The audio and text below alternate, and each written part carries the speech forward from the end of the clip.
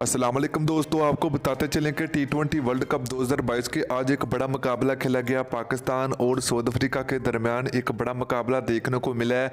Pakistan team 5 run से ये match जीत चुकी है और जीतने के बाद पाकिस्तान टीम सेमीफाइनल के लिए पाकिस्तान टीम ने क्वालिफाई की है। तो पाकिस्तान टीम की जानब से बहुत उम्दा बॉलिंग करने का मुजाहरा किया गया है। आरएस रऊफ वसीम जूनियर ने आज साउथ अफ्रीका के खिलाफ तबाही मचा दी है। मुकम्मल आप लोगों को बताते हैं, मुकम्मल बैटिंग आप लोगों के साथ शेयर करेंगे, तो आप लोगों ने इस वीडियो को एंड तक देखना होगा। दोस्तों उससे पहले अगर आपने अभी तक इस वीडियो को लाइक नहीं किया तो वीडियो को लाइक करें, चैनल को सब्सक्राइब करें, बेल आइकन जरूर इनेबल करें।